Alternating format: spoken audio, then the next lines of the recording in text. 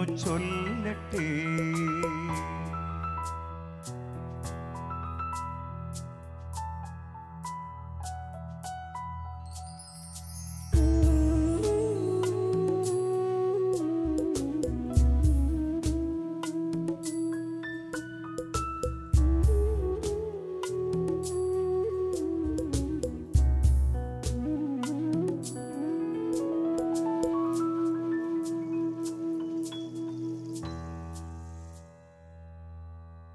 നമ്മുടെ ജീവിത യാഥാർത്ഥ്യങ്ങളിലെ വേദനയുടെ വഴികളിൽ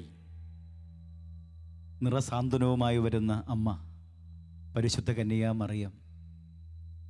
പ്രിയമുള്ളവരെ, മംഗളവാർത്ത എന്നാണ് സ്വർഗത്തിൻ്റെ ദൂതിനെ നമ്മൾ വിശേഷിപ്പിക്കുക. ദൈവത്തിൻ്റെ ദൂതൻ മറിയത്തോട് പറയുന്നു, നീ ഗർഭം ധരിച്ച് ഒരു പുത്രനെ പ്രസവിക്കും, അവനെ യേശു എന്ന് വിളിക്കണം. രക്ഷകനായ ആ യേശുവിനെ കുറിച്ചുള്ള ദൂത്, അത് മംഗളവാർത്ത എന്നാണ് നമ്മൾ വിശേഷിപ്പിക്കുക. സത്യത്തിൽ ആ വാർത്ത ലഭിച്ചത് മുതൽ മറിയത്തിൻ്റെ ഇങ്ങോട്ടുള്ള വഴിത്താരകൾ നാം ഒന്ന് ധ്യാനിക്കണം.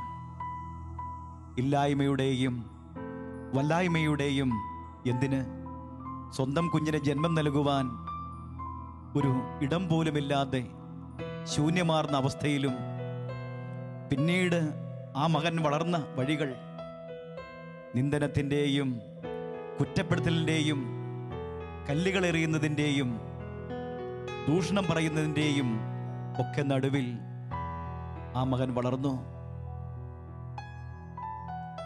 പിന്നീട് ഇങ്ങോട്ട് കാണുക, ഗത്സമേന്റെ ശൂന്യത, കാൽവരിയുടെ വഴിത്താരകൾ, അവിടെയൊക്കെ കുരിശിന്റെ വഴിയിലും കുരിശിൻ ചുവട്ടിലും ജീവിതം മുഴുവൻ സമർപ്പിച്ചവൾ, ദൈവഹിതത്തിന് കീഴ്വഴങ്ങിയവൾ, മംഗളവാർത്തയെ ദൈവത്തിൽ നിന്നുള്ള മംഗളവാർത്തയായി തന്നെ കണ്ടു. വേദനയുടെയും ദുഃഖത്തിൻ്റെയും നിന്ദനത്തിൻ്റെയും പീഡനത്തിൻ്റെയും വഴികളിൽ ഈ അമ്മയെപ്പോലെ നമ്മുടെ ജീവിത യാഥാർത്ഥ്യങ്ങളിലെ നൊമ്പരങ്ങൾ തിരിച്ചറിയാൻ കഴിവുള്ള മറ്റാരാണുള്ളത്? അങ്ങനെയെങ്കിൽ ഈ അമ്മ എവിടെ നിന്നാണ് ഇതിൻ്റെ ശക്തി സ്വരൂപിച്ചത്? അതെ, അമ്മയ്ക്കത് മംഗളവാർത്തയായി മാറിയത് ആ സന്തോഷത്തിൻ്റെ സദ്വാർത്തയെ ഉദരത്തിൽ വഹിച്ച് തിരുസക്രാരിയായി തന്നെ മാറ്റി ആ ദൈവത്തോടു കൂടെയുള്ള പ്രയാണം. കാർമലഗീതങ്ങൾ നമുക്കായി ഒരുങ്ങുമ്പോൾ ആ സക്രാരി, ആദ്യത്തെ സക്രാരിയായ ആ അമ്മയെ ഓർത്ത് ധ്യാനിച്ച് നമുക്കും സക്രാരിയായി മാറി ഈശോയെ വഹിക്കുന്നവരായി ഏത് പ്രതികൂലതയിലും സന്തോഷത്തോടെ പിടിച്ചു നിൽക്കുവാനുള്ള കരുത്തിനു വേണ്ടി പ്രാർത്ഥിച്ച് ഈ ഗാനം ശ്രവിക്കാം.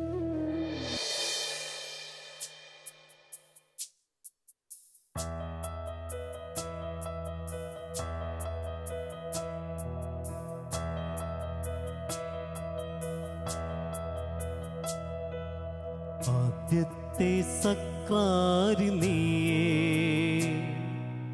അനുപമ സായുജ്യം നീയേ, അകതാരിൽ സ്നേഹത്തിൻ അഭിഷേകമേകും അനുപമ ചൈതന്യം നീയേ, അമലോത്ഭവയാം മാതാവേ. ആദ്യത്തെ സക്രാരി നീയേ, അനുപമ സായുജ്യം നീയേ, അകതാരിൽ സ്നേഹത്തിൻ അഭിഷേകമേകും അനുപമ ചൈതന്യം നീയേ, അമലോത്ഭവയാം മാതാവേ. അമ്മേ, അനുപമ സ്നേഹത്തിൻ അമലോത്ഭവേ, നാമം വാഴ്ത്തപ്പെടട്ടെ. അമ്മേ, അനുപമ സ്നേഹത്തിൻ അമലോത്ഭവേ, നാമം വാഴ്ത്ത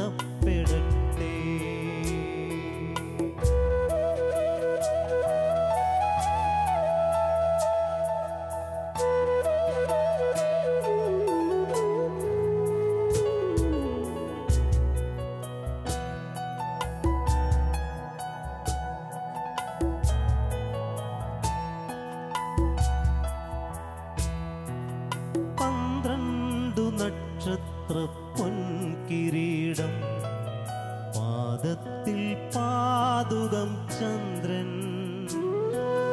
12 നക്ഷത്ര പൊൻകിരീടം പാദത്തിൽ പാദുകം ചന്ദ്രൻ സൂര്യനെ പോലും ഉടയാടയാക്കും ത്രിലോകരാജ്ഞിയാമമ്മേ അമലോത്ഭവയാം മാതാവേ അമ്മേ അനുപമ സ്നേഹത്തിൻ അമലോത്ഭവേ നിൻ നാമം വാഴ്ത്തപ്പെടട്ടെ അമ്മേ അനുപമ സ്നേഹത്തിൻ അമലോത്ഭവേ നിൻ നാമം വാഴ്ത്തപ്പെടട്ടെ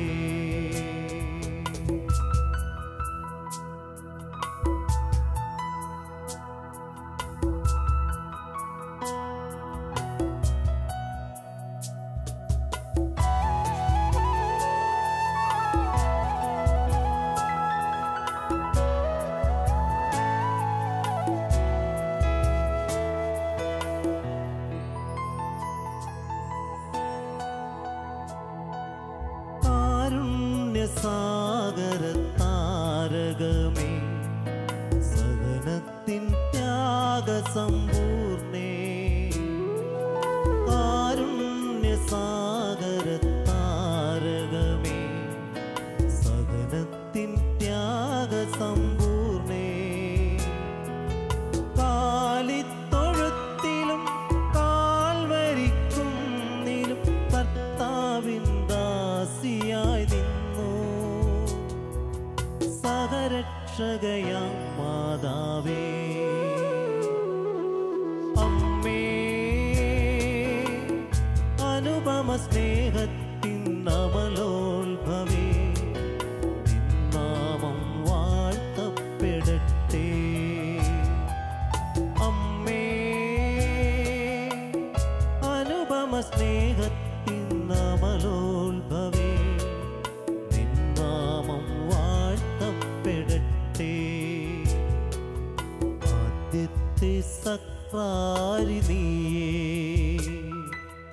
അനുപമ സായുജ്യം നീയേ അകതാരിൽ സ്നേഹത്തിൻ അഭിഷേകമേകും അനുപമ ചൈതന്യം നീയേ അമലോത്ഭവയാം മാതാവേ അമ്മേ അനുപമ സ്നേഹത്തിൻ അമലോത്ഭവേ നിൻ നാമം വാഴ്ത്തപ്പെടട്ടെ അമ്മേ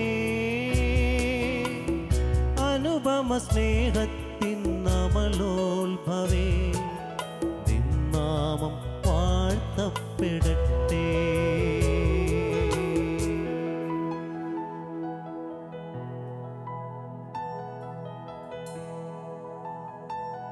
പന്ത്രണ്ടു നക്ഷത്ര പൊൻകിരീടം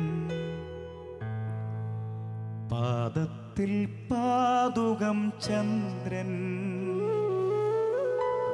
സൂര്യനെ പോലും ഉടയാടയാക്കും ത്രിലോകരാജ്ഞിയാമമ്മേ അമലോത്ഭവയാം മാതാവേ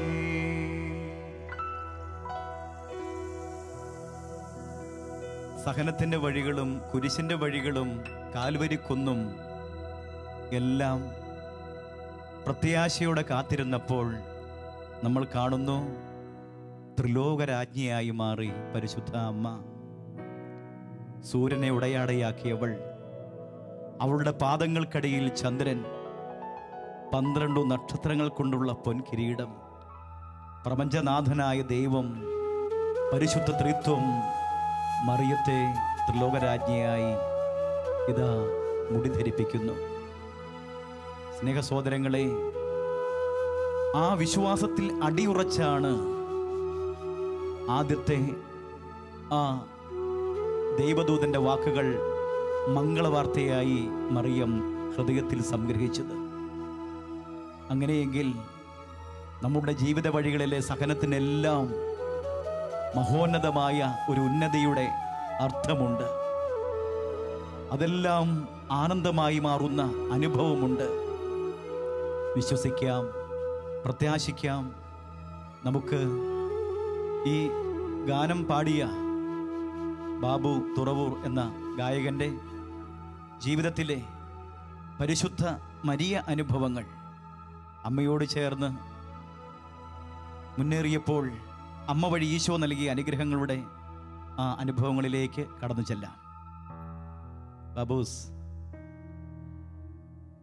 പരിശുദ്ധ അമ്മയെക്കുറിച്ച് വളരെ മനോഹരമായി, വെളിപാടിലെ ആ സ്ത്രീയെക്കുറിച്ച് മനോഹരമായി ആവിഷ്കരിച്ച ഗാനം അദ്ദേഹം പാടി.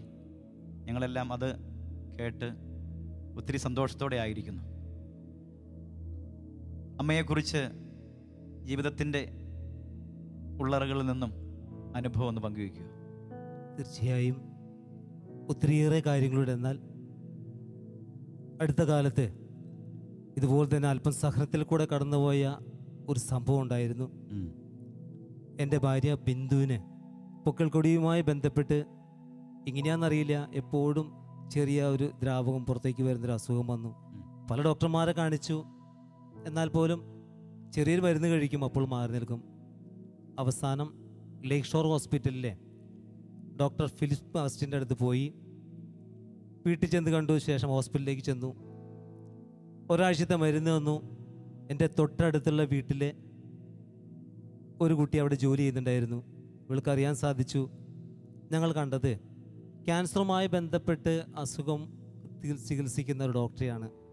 ഇവൾ വീട്ടിൽ വന്ന് വീണ്ടും പറഞ്ഞു, അമ്മച്ചി ഇങ്ങനെ ബിന്ദു ചേച്ചിയെ കാണിച്ചിരിക്കുന്നത് ഇങ്ങനെയുള്ള അവസ്ഥയാണെന്ന് പറയുന്നത്. ഞങ്ങൾക്കൊന്നും മനസ്സിലായില്ല. ദിവസങ്ങൾ കടന്നുപോയി, കുറേ മരുന്നുകൾ കഴിച്ചു, എന്നാലും ശരിയായില്ല. ഒരു ദിവസം അങ്കമാലിക്കടുത്ത് ഒരു ചാപ്പലിൽ ഒരു സിസ്റ്റർ ഒറ്റമൂലി മരുന്ന് ഇങ്ങനെ കൊടുക്കുന്നതായിട്ട് ഇങ്ങനെ അറിഞ്ഞു.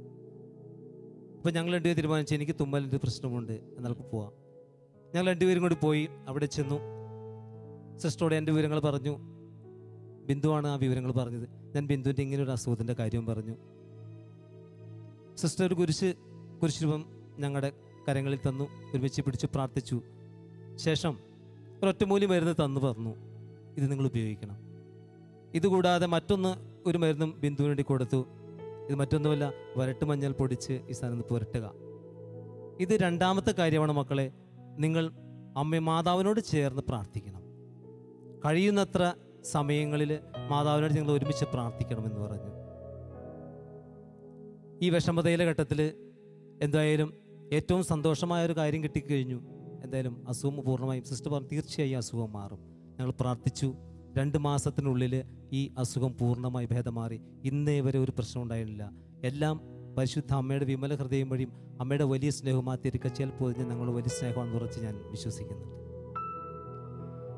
ആ ഒറ്റമൂല മരുന്ന് കയ്യിലെ പിടിച്ചിട്ടുണ്ടല്ലോ, നന്നായി. പ്രിയമുള്ളവരെ, ഈ ഗായകൻ വന്നിരുന്നപ്പോൾ മുതൽ ഞാൻ ശ്രദ്ധിച്ചതാണ്. കയ്യിലെ ജപമാലയിലെ കുരിശിൽ മുറുകെ പിടിച്ച് ഇറുകെ പുണർന്ന് ആ ഒറ്റമൂലി മരുന്ന് കയ്യിൽ പിടിച്ച് പ്രാർത്ഥിക്കുന്ന അനുഭവം. മരുന്നിനോടൊപ്പം പ്രാർത്ഥനയും ജീവിതത്തിൽ പകർത്തിയപ്പോൾ അത് രോഗികളുടെ സ്വസ്ഥതയെ എന്ന് നമ്മൾ ലുത്തിനിയായിൽ വിശേഷിപ്പിക്കുന്ന ഒരാളുണ്ടല്ലോ, പരിശുദ്ധ അമ്മ. ഓരോ രോഗശയ്യക്കരികിലും പ്രിയമുള്ളവരെ പരിശുദ്ധ അമ്മയുടെ സാന്നിധ്യമുണ്ട്. കാരണം ഏറ്റവും വലിയ സൗഖ്യദായകനായ രക്ഷകൻ അവളെ ഏൽപ്പിച്ചിരിക്കുന്നത് ഓരോ മക്കളെയും. വിവിധ ഭവനങ്ങളിൽ, വിവിധ ഹോസ്പിറ്റലുകൾ ഈ സമയം ഇത് കണ്ടുകൊണ്ടിരിക്കുന്ന അനേക രോഗാവസ്ഥയിലൂടെ കടന്നു പോകുന്നവരുണ്ടാകാം. രോഗികൾക്ക് വേണ്ടി പ്രാർത്ഥിക്കുന്നവരുണ്ടാകാം. ചികിത്സിച്ച് സമ്പത്തെല്ലാം ക്ഷയിച്ചു, ഇനി ഒന്നുമില്ല, ഒരു പ്രതീക്ഷ, അങ്ങനെയുള്ളവരുണ്ടാകാം. അവരെല്ലാം ഈ പരിശുദ്ധ അമ്മയിലേക്ക് നോക്കുക. ഒന്നുകിൽ തിരുപ്പുത്രനിൽ നിന്നും അമ്മ സൗഖ്യം വാങ്ങിത്തരും, അല്ല എങ്കിൽ ആ സഹനം കൃപയാക്കി മാറ്റാനുള്ള ബലം തരും. തീർച്ചയായും രോഗികളുടെ സ്വസ്ഥതയെ ഞങ്ങൾക്ക് വേണ്ടി അപേക്ഷിക്കണമേ എന്ന് അമ്മയോട് പ്രാർത്ഥിക്കാം. ജപമാല ആവർത്തിച്ച് ചൊല്ലാം. ആ ജപമാല പ്രാർത്ഥന എന്ന് പറയുന്നത് സുവിശേഷത്തിൻ്റെ വിചിന്തനങ്ങളുടെ പ്രഘോഷണമാണ്. അത് ശക്തിയുള്ളതാണ്, അത് കൃപ നിറഞ്ഞതാണ്. നമുക്ക് പ്രാർത്ഥനാപൂർവം ഹൃദയം ചേർത്ത് പരിശുദ്ധ അമ്മയോടൊത്ത് ചേർന്ന് അടുത്ത ഗാനത്തിലേക്ക് പ്രാർത്ഥനാപൂർവം പ്രവേശിക്കാം.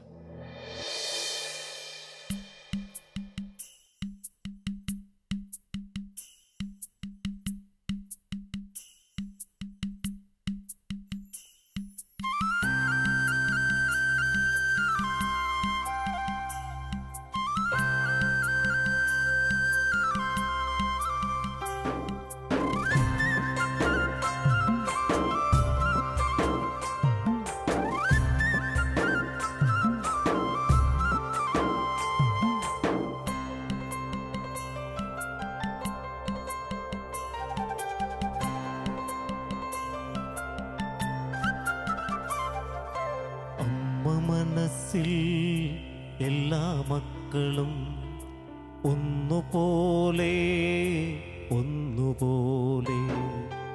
അമ്മ മനസ്സിൽ എല്ലാ മക്കളും ഒന്നുപോലെ ഒന്നുപോലെ.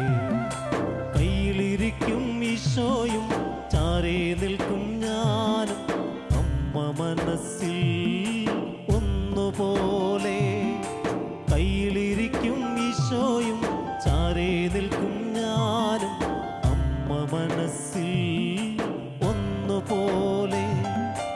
അമ്മയുടെ സ്നേഹം എത്ര നല്ല സ്നേഹം.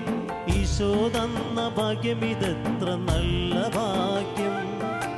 അമ്മയുടെ സ്നേഹം എത്ര നല്ല സ്നേഹം. ഈശോ തന്ന ഭാഗ്യം ഇതെത്ര നല്ല ഭാഗ്യം.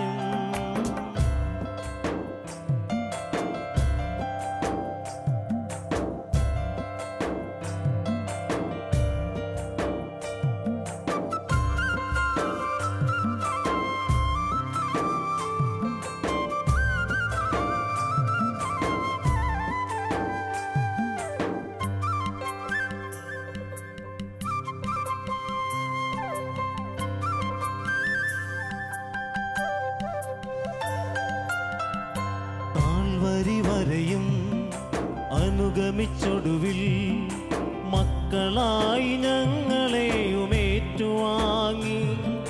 കാൽവരി വരെയും അനുഗമിച്ചൊടുവിൽ മക്കളായി ഞങ്ങളെയും ഏറ്റുവാങ്ങി.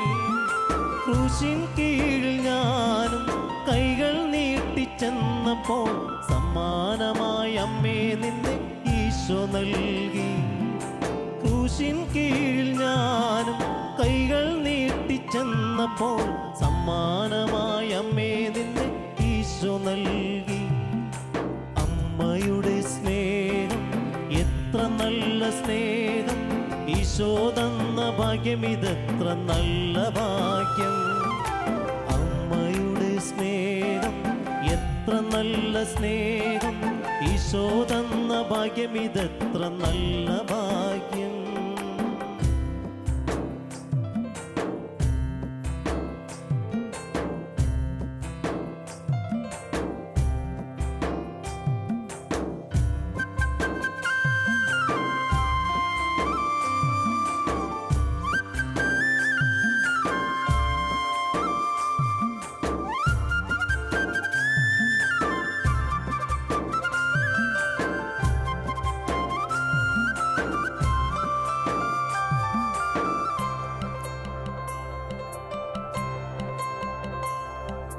മുഖമൊന്നു നോക്കി മനസ്സെല്ലാം അറിയും.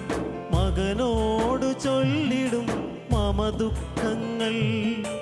മുഖമൊന്നു നോക്കി മനസ്സെല്ലാം അറിയും. മകനോട് ചൊല്ലിടും മമ ദുഃഖങ്ങൾ. കാനായിലെന്നപ്പോൾ കുറവൊന്നും കൂടാതെ കണ്ണിലുണ്ണിയായി എന്നെ കാത്തു കാത്തിടും.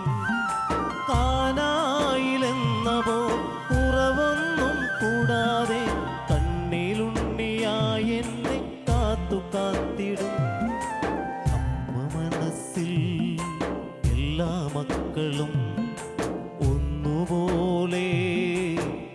ഒന്നുപോലെ അമ്മ മനസ്സിൽ എല്ലാ മക്കളും ഒന്നുപോലെ ഒന്നുപോലെ കയ്യിലിരിക്കും ഈശോയും ചാരേ നിൽക്കും ഞാനും അമ്മ മനസ്സിൽ ഒന്നുപോലെ കയ്യിലിരിക്കും ഈശോയും ചാരേ നിൽക്കും ഞാനും അമ്മ മനസ്സിൽ ഒന്നുപോലെ അമ്മയുടെ സ്നേഹം എത്ര നല്ല സ്നേഹം ഈശോ തന്ന ഭാഗ്യം ഇതെത്ര നല്ല ഭാഗ്യം അമ്മയുടെ സ്നേഹം എത്ര നല്ല സ്നേഹം ഈശോ തന്ന ഭാഗ്യം ഇതെത്ര നല്ല ഭാഗ്യം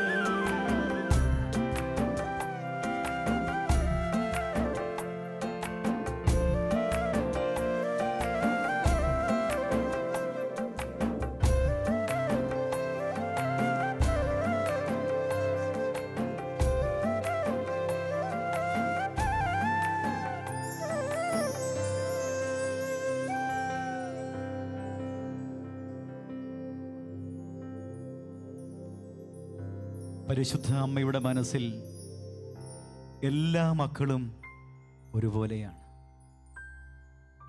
സകല ജനതകൾക്കും വേണ്ടിയുള്ള വലിയ സന്തോഷത്തിന് സദ്വാർത്തയാണ് ക്രിസ്തുവെങ്കിൽ ആ ക്രിസ്തുവിൻ്റെ അമ്മ, കർത്താവിൻ്റെ അമ്മ, ദൈവത്തിൻ്റെ അമ്മ, അതെ, ആ അമ്മയ്ക്കും സകല ജനപദങ്ങളും എല്ലാ മക്കളും ഒരുപോലെ. ജാതിയോ മതമോ വേഷമോ ഭാഷയോ വർണ്ണമോ ഇതൊന്നുമല്ല, അതിനപ്പുറം സർവ ജനപദങ്ങളും അവളെ ഭാഗ്യവതി എന്ന് പ്രകീർത്തിക്കും. എല്ലാ മക്കളെയും ഒരുപോലെ കാണാനേ അമ്മയ്ക്കാവൂ. കാരണം ദൈവത്തിൻ്റെ സൃഷ്ടികളാണല്ലോ എല്ലാ മക്കളും. വലിയവരും ചെറിയവരും, ഉയർന്നവരും താണവരും, സമ്പന്നരും ദരിദ്രരും, വിശ്വാസികളും അവിശ്വാസികളും, ആരൊക്കെയായിരുന്നാലും എല്ലാവരെയും സ്നേഹിക്കുന്ന ദൈവം ഈ അമ്മയുടെ കരങ്ങളിലേക്ക് കൊടുത്തു എല്ലാ മക്കളെയും. പ്രിയമുള്ളവരെ, അതുകൊണ്ട് ഈ അമ്മ അരികിലുള്ളത് ഭാഗ്യമാണെന്ന് എലിസബത്ത് പറഞ്ഞത്. എൻ്റെ കർത്താവിൻ്റെ അമ്മ എൻ്റെ അരികിൽ വരാനുള്ള ഈ ഭാഗ്യം എനിക്കെവിടെ നിന്ന്? അങ്ങനെയെങ്കിൽ പരിശുദ്ധാത്മാവ് നിറഞ്ഞ് എലിസബത്ത് ഇങ്ങനെ ഉദ്ഘോഷിച്ചെങ്കിൽ നമുക്കും പറയാനാകണം, പരിശുദ്ധ അമ്മ എൻ്റെ ജീവിതത്തിലുണ്ടെങ്കിൽ അത് വലിയ സൗഭാഗ്യമാണ്. സ്വർഗീയ സൗഭാഗ്യം പോകുവാനുള്ള സുഗമമായ വാതിൽ അമ്മയോട് ചേരാം. അതുവഴി യേശുവിലേക്ക് ചേർന്ന് നിൽക്കാം. നമുക്ക് പ്രാർത്ഥിക്കാം. പരിശുദ്ധ അമ്മേ, എല്ലാ മക്കളെയും ചേർത്ത് പിടിക്കുന്ന അമ്മയുടെ വിമല ഹൃദയ സ്നേഹം സാന്ത്വനമായി, സ്നേഹചൈതന്യമായി, കുളിർമഴയായി എന്നും ഞങ്ങളെ തലോടട്ടെ. അങ്ങനെ ആ മാതൃവാത്സല്യത്തിൽ അലിഞ്ഞ് യേശുവിൻ്റെ തിരുഹൃദയ സ്നേഹത്തിലെ തീജ്വാലയിൽ ഞങ്ങൾ എരിഞ്ഞ് ഞങ്ങളുടെ ജീവിതങ്ങളും വിശുദ്ധമായി തീരട്ടെ. അമ്മ ഞങ്ങൾക്കായി പ്രാർത്ഥിക്കണമേ. ആമേൻ.